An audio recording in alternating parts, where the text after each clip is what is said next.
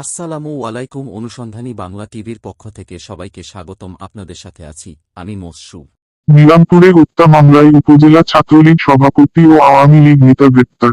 দিনাজপুরের বিরামপুর উপজেলায় এক বিএনপি কর্মীকে হত্যার অভিযোগে হওয়া মামলায় উপজেলা ছাত্রলীগের সভাপতি আব্দুর রাজ্জাক ৩২ ও আওয়ামী লীগ নেতা আওরঙ্গজেব চৌধুরী ওরফে বাদশাকে ৫৯ গ্রেপ্তার করেছে পুলিশ।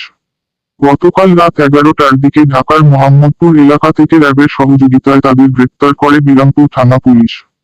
গ্রেপ্তার আব্দুর রাজ্জাক বিরামপুর পৌর শহরের আদর্শপাড়ার আনোয়ার হোসেনের ছেলে।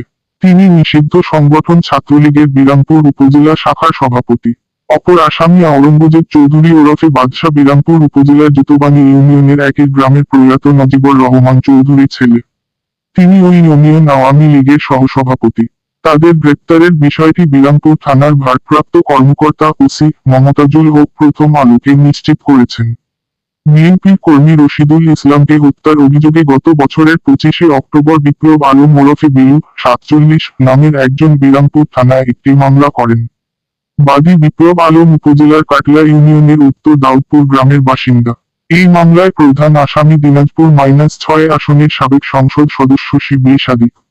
এছাড়া মামলায় আসামি হিসেবে আছেন কাটলা ইউনিয়ন পরিষদের chairman Yunus Ali Mondal, Khanpur union chairman Nihar Ranjan Pahan, Oliprayagpur UP chairman Rahmat Ali, সাবেক উপজেলা ভাইস চেয়ারম্যান মিসবাউল ইসলাম মণ্ডল, সাবেক পৌর মেয়র লিয়াকত আলী সরকার, উপজেলা আওয়ামী লীগের সাবেক যুগ্ম সাধারণ সম্পাদক গুলজার হোসেন, সাংগঠনিক সম্পাদক মামুনুর রশিদ, যুবলীগের উপজেলা শাখার সভাপতি আবু হেনা মুস্তফা কামাল, সাধারণ সম্পাদক মাহবুব আলম ও উপজেলা স্বেচ্ছাসেবক লীগের যুগ্ম আহ্বায়ক খোরশেদ আলম ওরফে মানিক সহ ১১৩ জন।